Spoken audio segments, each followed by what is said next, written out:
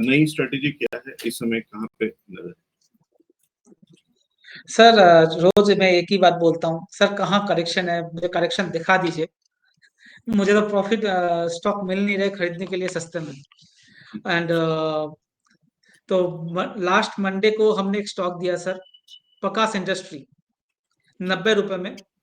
अभी चल रहा है सर 121, 32% का रिटर्न इन ए 7 डेज, 5 डेज, जहां पर मार्केट 2 दिन का बड़ा करेक्शन भी था। जी। तो 32% का रिटर्न है विन ए 5 डेज, आप बोल सकते हो।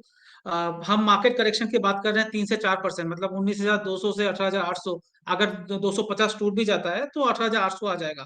तो मैं 5% करेक्शन के चक्कर में पैसा लेके घर पे बैठा हूँ और 30% का रिटर्न मिस कर दूं, तो वो मेरे लिए मुश्किल हो जाता है। तो मैं तो हमेशा बोलता हूँ इन्वेस्ट कीजिए, स्टॉक स्पेसिफिक ऊपर नीचे हो सकता है। दूसरा स्टॉक हमने मंडे को ही दिया था, मेरा फेवरेट स्टॉक था, 60 रुपए से मैं रिकमेंड करते हुआ आ रहा हूँ। 160 में वापस लेने के लिए बोला है, हिमाद्री स्पेशलिटी केमिकल। आज 199 है सर, 5 दिन के अंदर 18% का रिटर्न इन 5 डेज। जी। अब वीकली चार्ट पे देखेंगे तो 18% का रिटर्न हुआ है 5 दिन के अंदर। 170 169 से 199 197 यह चल रहा है। तो कहाँ करेक्शन है मेरे को समझ में नहीं आ रहा। मिड कैप स्मॉल कैप में पैसा लेकर मत बैठिए मेरे हिसाब से। मैं जस्ट रचित जी से मैं बहुत उनका स्टॉक बहुत फॉलो करता हूँ, बट इस टाइम पे मैं थोड़ा सा डिफर कर रहा हूँ रचित जी से। जो कैश नहीं रखना चाहिए, पैसा बन रहा है मार्केट में, लार्ज कैप में नहीं बन रहा, इंडेक्स में नहीं बनेगा, बट मिड और स्मॉल कैप में आपको अगर बने रहते हो तो पैसा जबरदस्त बनेगा। सर एक और स्टॉक आपको दिखाता हूँ जो मैं लास्ट 20-25 दिन से देकर आ रहा हूँ, अग्रवाल इंडस्ट्री। 700 में मैंने कोट किया था सर, आज देखा कहाँ है। ज्यादा दिन नहीं हुआ, हर वीक बात करते हैं हम इस कंपनी के बारे में, आज भी 11% ऊपर है, पर हजार, ऑलमोस्ट 1000 हो गया। ये लास्ट 1 महीने की बात कर रहा हूँ, 25 दिन 30 दिन, अगस्त सीरीज की बात कर रहे हैं, जो अगस्त की हम बात कर रहे हैं। 700 से 1000 हो गया, 999 93। और जो मैं तीनों स्टॉक बता रहा हूँ ये आज भी लेने का है। तीनों स्टॉक इतने बनने के बाद भी आज भी लेना है। मैं सॉरी मैं मिस कर दिया क्योंकि स्टॉक स्पेसिफिक बोल रहा था। हिमाद्री केमिकल 199 197 में लीजिए, स्टॉप लॉस 170 का रखिए जो कॉस्ट था हमारा पहले का, लास्ट डे का। अब टारगेट 225 230 का लेके चलिए। दूसरा स्टॉक हमने बात की थी, सॉरी एक सेकंड दीजिएगा मुझे, हाँ गया, प्रकाश इंडस्ट्री। 121 का भाव है, 115 से 120 के करीब, 121 के करीब लीजिए। स्टॉप लॉस आप रखिए 105 107 के करीब, जो हमारे कॉस्ट 90 रुपए का है। जो नहीं एंट्री करना चाहते हैं वो भी कर सकते हैं। टारगेट रखिए 145 का।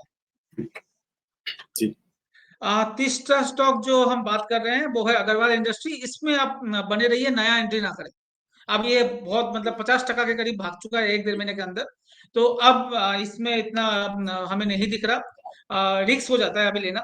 अगर आपको 50-60 पॉइंट नीचे मिलता है तो जरूर ऐड कीजिए, अदरवाइज थोड़ा सा होल्ड कीजिए, प्रॉफिट बुक ना कीजिए। टारगेट में इसका रिवाइज करके 1070 का कर रहा हूँ, बट नया एंट्री ना करें इस भाव में। ये थोड़ा सा वो है। इसके अलावा सर अगर मैं स्टॉक की बात करूं, मुझे एक सेकंड सर, BEML हमने 1950 में बात की थी, 1850 में बात की थी। रेलवे स्टॉक के बारे में बात की थी, आज देखिए 2150 हो गया। लास्ट वीक भी हमने 2030 में बात की थी इसको, तो 2030 में भी ले लीजिए। 21, अब मैं बात कर रहा हूँ 2130 में भी ले लीजिए। मेरा टारगेट 2250 का था, अब मैं इसको रिवाइज कर 2400 कर रहा हूँ। मैं ज्यादा बुलिश हो रहा हूँ स्टॉक पे, 2400 का टारगेट है। अब स्टॉप लॉस आपका 2000 के करीब होना चाहिए, 130 पॉइंट का स्टॉप लॉस इसमें रखना पड़ेगा क्योंकि मूवमेंट इसमें आता है।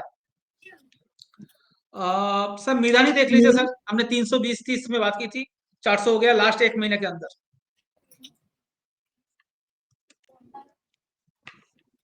तो अभी भी स्टॉक में मिधानी भी आज भी लेना चाहिए मेरे हिसाब से, कोई दिक्कत नहीं है।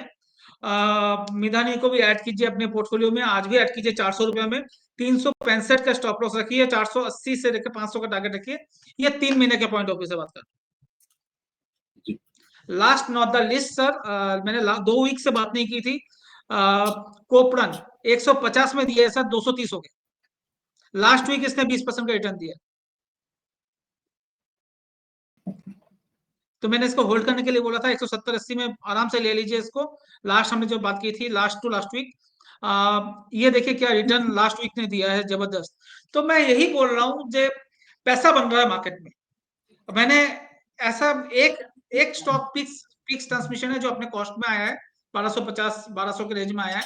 इसके अलावा जितने भी स्टॉक के बारे में हमने बात की है, सबने 20 से लेकर 30-40% का रिटर्न दिया लास्ट एक महीने में, इस अगस्त सीरीज में, जहां पर हम कॉशन बोल रहे हैं मार्केट में, जहां पर बोल रहे हैं करेक्शन आ जाएगा, जहां पर हम बोल रहे हैं 4-5% का करेक्शन हो सकता है, कैश में बैठे रह सकते हैं।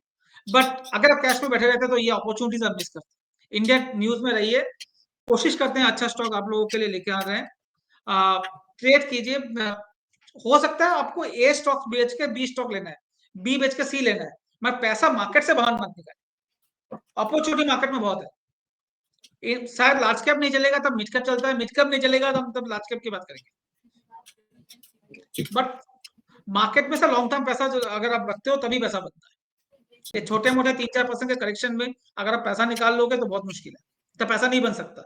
सब जब 18,800 आएगा तो हम बोलेंगे 18,000 आ जाएगा, फिर बोलेंगे 17,000 आ जाएगा, कोई कोई 12,000 की भी बात कर लेंगे। तो जब 12,000 आए, जब आएगा तब आप पैसा लगा ही नहीं पाओगे मार्केट में, तो और नीचे आ जाएगा, और ऊपर जाएगा तो सर महंगा हो गया इसलिए लगा नहीं पाएंगे, तो हमेशा बाहर ही बैठे रहेंगे। मेरा पर्सनल मानना यही है। ठीक है, सभी तरीके के व्यू, सभी तरीके के एनालिसिस और सभी तरीके की स्ट्रेटजीज होती हैं बाजार के अंदर में। अगर आप इंडेक्स को साथ में देखते चलेंगे तो थोड़ा सा संकट लगेगा, रिस्क लगेगा।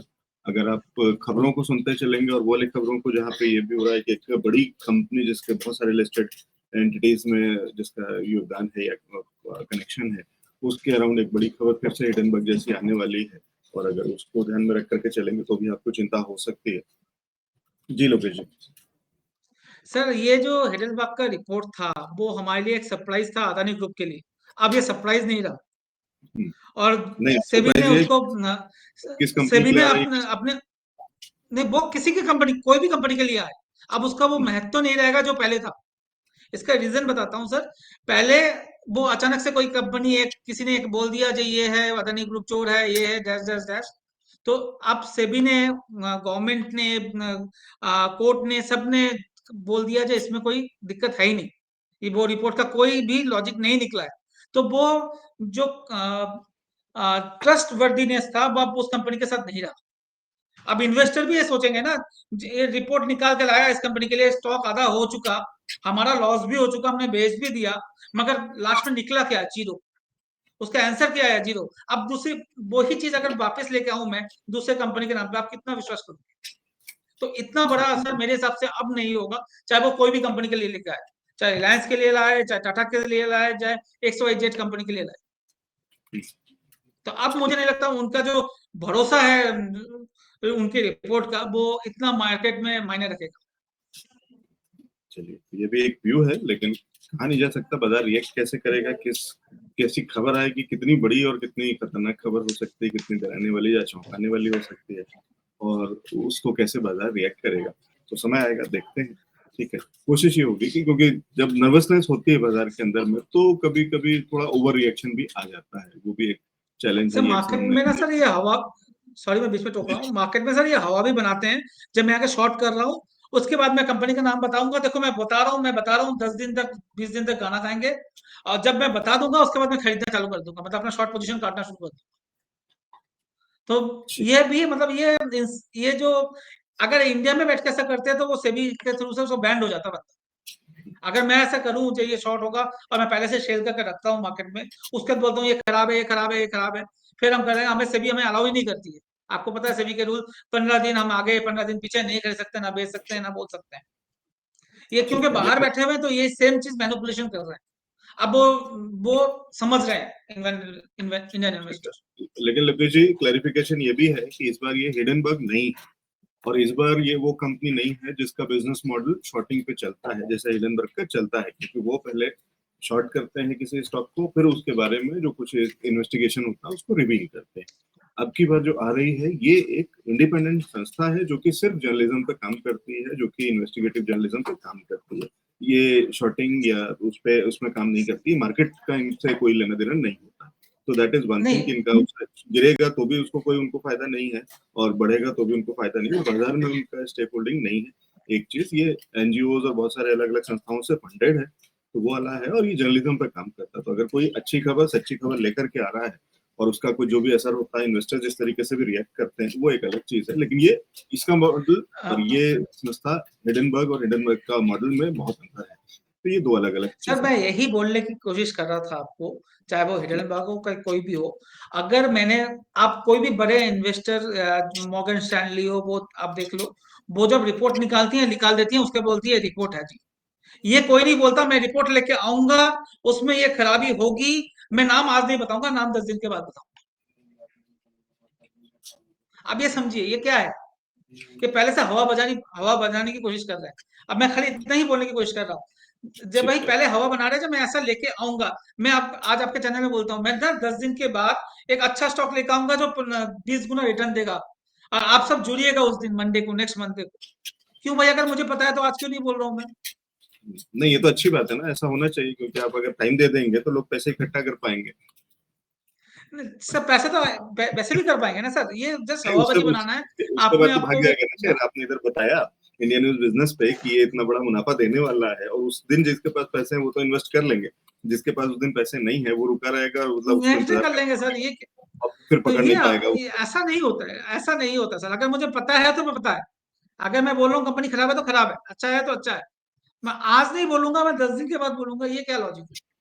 चलिए ठीक है, लेकिन कई बार होता है और मीडिया में अक्सर ऐसा वाला होता है कि हम बताते हैं कि इस दिन हम आपके लिए एक बड़ी खबर लेकर के आ रहे हैं, जुड़िएगा जरूर। एक बड़ा स्टिंग ऑपरेशन हो सकता है, एक बड़ी रेवलेशन हो सकती है, और यहाँ पे वही है, यहाँ पे जर्नलिस्ट का ही एसोसिएशन है जो कि इस खबर को लेकर के आ रहा है। और अगर उन्होंने ये बताया तो ये एक तरीके से माहौल बनाने वाली चीज है कि लोग इंतजार करें और लोगों को पता रहे कि एक ऐसी बड़ी खबर आने वाली है। जी जी, मैं वही बाजार से बोल रहा जुड़े हूँ, हुए लोग भी, माहौल बना रहे हैं। ठीक है, उनका अपना मॉडल है, हिडनबर्ग का अपना मॉडल है। वो माहौल नहीं बनाते हैं, वो सीधा खबर बता देते हैं कि ये हो गया, और वो खुद उसका एक्शन पहले ले चुके होते हैं, शॉर्टिंग कर चुके होते हैं। चलिए, बहुत सारी चीजें अगले सेगमेंट में चलते हैं, लेकिन उससे पहले एक नजर हेडलाइंस पर डाल लेते हैं। या रचित जी, ये जो आने वाला जो रेवोल्यूशन है, जो इस तरीके का, इस पे अगर कोई कमेंट आपका हो तो एक बार पहले वो डिस्कस करें। देखिए sir, there are always two sides to look at things, और फ्रैंकली न्यूज़ है, कौन कैसे रिएक्ट करेगा, कौन क्या समझेगा, अभी जब तक वो बाहर नहीं आती है